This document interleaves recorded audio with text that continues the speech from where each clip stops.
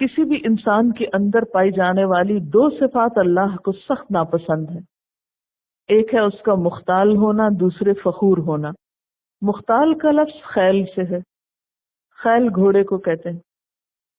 گھوڑے کے اندر ایک خاص قسم کی اطراحٹ ہوتی اور خیل سے ہی لفظ خیال بنا ہے. اور خیال کیا ہوتا ہے؟ ذہن میں کوئی تصویر جو آ جائے. اور خیال عموماً کس چیز کا آتا ہے؟ جب کوئی چیز سامنے سے ہٹ جاتی ہے تو بعد میں اس کی جو تصویر یا اثر رہ جاتا ہے اس کو خیال کہتے ہیں. یعنی ایک طرح سے گمان. خیال پھر خیال ہی ہوتا ہے، اس کی حقیقت نہیں ہوتی. خیالی دنیا حقیقی دنیا سے مختلف ہوتی ہے.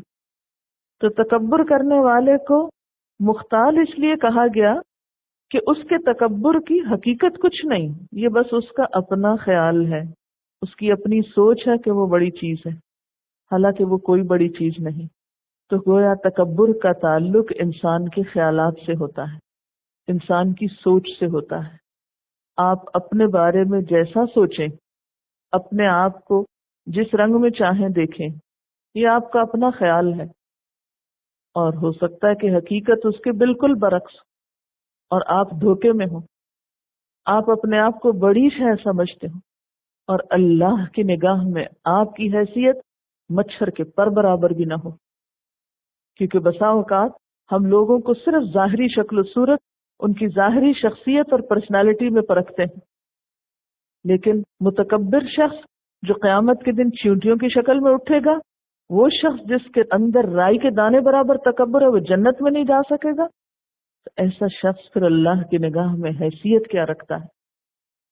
تو کوئی شخص جو خود کو بڑی چیز سمجھتا ہو، اسے ساتھ ہی یہ بھی یاد رہنا چاہیے کہ کبھی یہ بھی سوچ لیا کرو کہ تمہارا مقام اللہ کی نگاہ میں کیا ہے. کبھی بھی اپنے آپ کی بڑائی کا خیال آنے لگے کہ میں دوسرے سے بہتر ہوں، یہ سراسر شیطانی خیال ہے. انا خیر من. اگر یہ آپ کے اندر آتا ہے اور بار بار آتا ہے اور آپ اپنے آپ کو دوسروں سے ہر وقت کمپیئر کرتے رہتے ہیں کہ میں اس سے زیادہ ذہین ہوں، میں اس سے زیادہ اچھی طرح بول سکتا ہوں، میں اس سے زیادہ خوبصورت ہوں، میں اس سے زیادہ بہتر کام کر سکتا ہوں، تو انا خیر منہ شیطانی جملہ ہے جو شیطان نے انسان کو سجدے سے انکار کرتے وقت بولا تھا اللہ تعالیٰ کے سامنے. کیا کسی بھی انسان کا بہتر ہونا محض کسی ایک خاص کوالٹی کی وجہ سے ہوتا ہے؟ مثلا ایک شخص حسین ہے تو کیا اس کا حسن اس کے کل کی نمائندگی کر رہا ہے یا ایک جزوی سی چیز ہے؟ اسے کہاں سے زوم ہو گیا کہ وہ دوسروں سے بہت بہتر ہے؟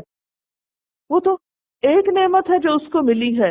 تمہیں کیا معلوم کہ وہ دوسرا شخص جس کو تم حقیر سمجھے بیٹھے ہو اور جو تمہاری نگاہوں میں بڑا بدصورت نظر آتا ہے، وہ اپنے تقوی کی وجہ سے، اپنے عمل کی وجہ سے، اللہ کے راستے میں جد و جہد کی وجہ سے، معلوم نہیں اللہ کی نگاہوں میں کتنا بڑا مقام رکھتا ہو. تو تمہیں صرف اپنی ایک کوالٹی پہ اتنا مان ہے، صرف اپنے حسن پہ ہی تم پھسل گئے ہو.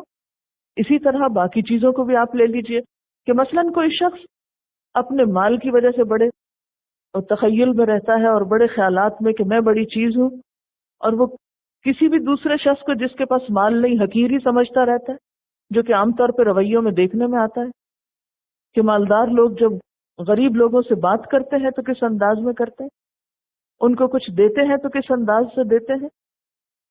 اسے کہاں سے یہ پتا چل گیا کہ اس کا مال اس کو اللہ کی نگاہ میں بڑا بنانے والا ہے؟ تمہیں کیا معلوم کہ وہ دوسرا شخص جس کے پاس کچھ نہیں ہے دنیاوی اعتبار سے، لیکن تم سے کہیں پہلے جنت کا والی بن چکا ہوگا، کہیں پہلے جنت میں جا چکا ہوگا. تمہیں کیا خبر کہ اس کے اندر اور کیا کیا چھپی ہوئی خوبیاں ہیں. کسی انسان کی خوبیاں صرف وہ تھوڑی ہوتی ہیں جو سب کو نظر آ رہی ہوتی ہیں، جو پبلک فگر بنا ہوا ہوتا ہے، جو ہر ایک کی بظاہر آنکھوں کا تارا بنا ہوا ہے. تمہیں کیا معلوم کہ اللہ کے ہاں وہ کتنا ذلیل ہو سکتا ہے، اور اس کے مقابلے میں ایک شخص جس کو کوئی پوچھتا نہیں، جس کی کوئی پرواہ نہیں کرتا، اس کا مقام کتنا بلند ہو سکتا ہے. تو اس لیے مختال وہ شخص ہے کہ جو اپنے خیالوں میں رہے، جس نے اپنی ایک خیالی دنیا بنائی ہوئی ہو، اپنے گرد ایک خول چڑھایا ہوا ہو اپنی بڑائی کا اور اپنی بلندی کا، اور دوسروں کو وہ نگاہ میں نہ لائے اور دوسروں کے کام کو اور دوسروں کی چیزوں کو وہ حقیر سمجھے. اسی طرح اگر کسی ایک خاص انسان کو اللہ تعالیٰ نے کوئی اسکل دی ہے، مثلا بولنا بہت اچھا جانتا ہے وہ، یا لکھنا بہت اچھا جانتا ہے، یا کوئی اور آرٹ ورک یا کسی بھی قسم کا کرافٹ اس کو بہت اچھا آتا ہے، اب اس وجہ سے اسے کوئی حق نہیں پہنچتا کہ اپنی کسی ایک صفت کی وجہ سے، کسی جزوی صفت کی وجہ سے وہ اپنے آپ کو دوسروں سے بڑا سمجھنے لگے اور دوسروں کی ہر کوالٹی کو حقیر اور ذلیل سمجھے. یا اسی طرح کوئی بھی اور چیز، کوئی بھی صفت، ہمیشہ دیکھیے کہ بحیثیت کل آپ کیا چیز ہیں، اور بحیثیت کل بھی کیا چیز، کتنا کمزور ہے انسان. بظاہر ہر فن مولا بننے والے بھی کہاں کہاں منہ کے بل گرتے ہیں، کہاں کہاں ٹھوکرے کھاتے اور ذلیل ہوتے ہیں. ایک لمحے کی دیر نہیں، دھڑکتا دل صرف ایک منٹ کے لیے بند ہو جائے تو پھر دیکھیں کہ کہاں سے کچھ بول بھی سکیں یا کچھ سوچ بھی سکیں یا چل بھی سکیں یا اپنے ہاتھ بھی ہلا سکیں یا منہ پہ بیٹھی مکھی بھی اڑا سکیں. کیا حقیقت ہے انسان کی، کیا گنجائش ہے اس کے پاس کہ وہ خود کو دوسروں سے بہتر سمجھنے لگے اور انا خیر منہ کے دھوکے کا شکار ہو جائے. ان اللہ لا یحب، ایسا شخص اللہ کو تو بالکل بھی پسند نہیں. کل مختال، کل سارے کے سارے، کوئی ایک نہیں یا چند ایک نہیں، سب ایسے لوگ کہ جو اس صفت کا شکار ہوں، جو اس دھوکے کا شکار ہوں، جو مختال بنے بیٹھے ہوں. اور اس کے ساتھ ساتھ مزید یہ کہ فخور بھی بن جائے. فخور کیا چیز ہوتی ہے؟ فخور کا لفظ فخر سے نکلا ہے. فخر کہتے ہیں پھٹنے کو، یہ جو بچتی ہوئی مٹی ہوتی ہے اس کو فخار کہتے ہیں. فخار مٹکے کو بھی کہتے ہیں. مٹکے کی صفت کیا ہوتی ہے؟ ذرا سا ہاتھ لگ جائے ایک دم زور سے آواز نکلے گی اس سے، فوراً بجے گا. جو سالڈ چیز ہوتی ہے آپ اس کے اوپر جتنا مرضی ہاتھ مارو بہت کم آواز نکلے گی اس سے. لیکن جو مٹکا ہے اندر سے خالی ہے اور باہر سے بہت بڑا پیٹ نکلا ہوا اس کا، اس پہ ہلکی سی ضرب بھی ایک بڑی سی بھینس کو آواز دے گی. تو فخور ایسے ہی شخص کو کہتے ہیں کہ جو اندر سے کچھ نہیں، انتہائی کمزور ہے، انتہائی شیکی ہے، لیکن باہر سے بہت بڑا خول چڑھایا ہوا اس نے مٹکے کی طرح، اور چھوٹی سی بات پر بھی وہ آپے سے باہر ہونے لگتا ہے، شور مچانے لگتا ہے. اور خاص طور پر کس چیز کا شور؟ اپنی تعریفوں کا شور، اپنی خوبیوں کے بیان کرنے کا شور. تو فخر ان چیزوں پہ اترانے کو کہتے ہیں جو انسان کے ذاتی جوہر سے باہر ہو، یعنی جس میں اس کا کوئی ذاتی کمال نہ ہو. یعنی فخر کن چیزوں پہ؟ عموماً جو انسان کی ذاتی ملکیت میں نہیں. مثلا ذہانت ہماری ذاتی پیداوار ہے، ہمارا جو ذہن ہے یا یہ جو بولنے کی قوت ہے یہ کو ہماری ذاتی خوبی ہے. ہم نے اپنا دماغ خود بنایا ہے، اپنا ذہن خود بنایا، یہ ذہانت ہم نے اپنے آپ کے اندر خود ڈال لی ہے؟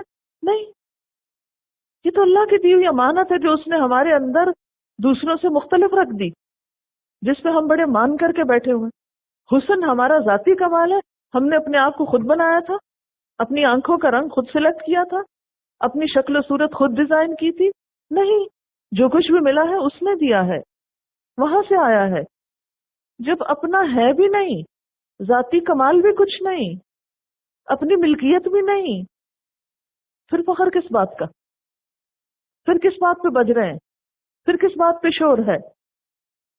اسی طرح مال کو عموماً لوگ اپنا ذاتی کمال سمجھتے، جیسے قارون نے کہا تھا انما اوتیتہ علی علم من عندی، یہ تو مجھے اپنے علم کی وجہ سے ملا ہے، یہ تو میری قابلیت ہے، میری لیاقت ہے، یہ تو میں ہوں جس نے یہ اتنے مال کے انبار لگا لیے اپنے آس پاس. لیکن وہ سب کچھ کسی اور نے دیا تھا اس کو. تو فخور اس شخص کو کہتے ہیں جو ان چیزوں پہ اترائے جس میں اس کا ذاتی کوئی کمال نہیں، جو اس کی ذاتی ملکیت نہیں، دینے والا جب چاہے واپس لے لے.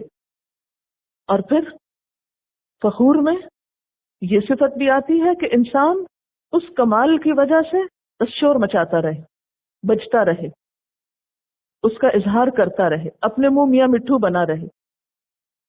ایسے لوگ دراصل نفسیاتی بیمار ہوتے ہیں.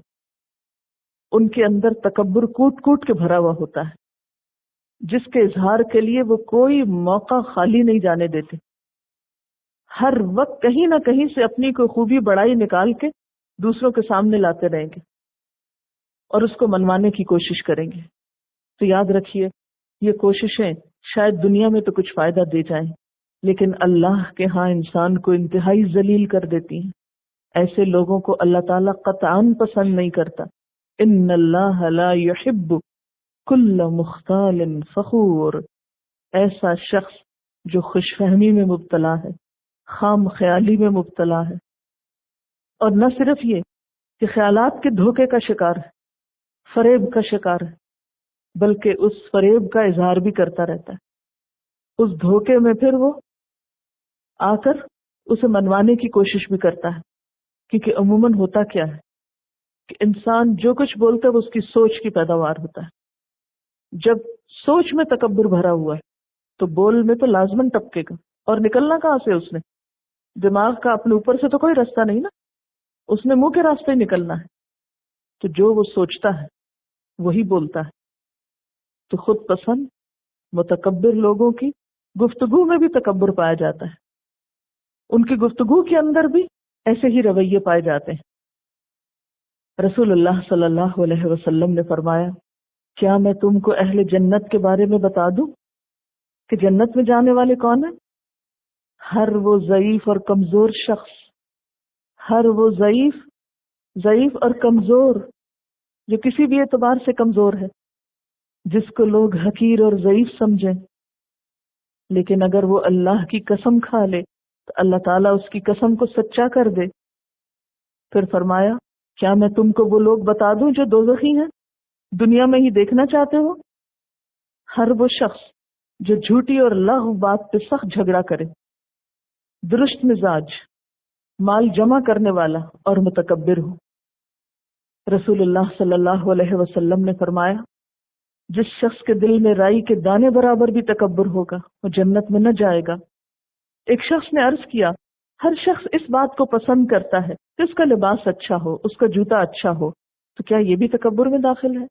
آپ نے فرمایا، ان اللہ جمیل ویحب الجمال، بے شک اللہ تعالیٰ خوبصورت ہے اور خوبصورتی کو پسند کرتا ہے۔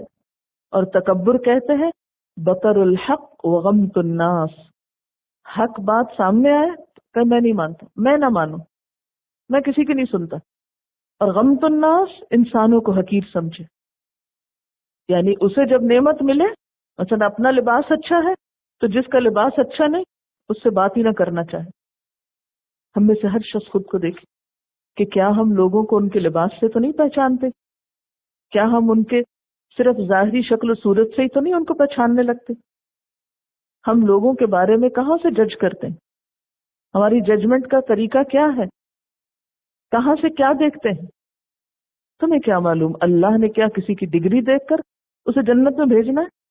نہیں، وہ تو یہ دیکھے گا کہ کون کتنا تقویٰ لے کر آیا ہے، خدا خوفی اس کے اندر کتنی، عاجزی کتنی، عمل کیا ہے اس کے پاس، خلوص کیا ہے اس کے پاس۔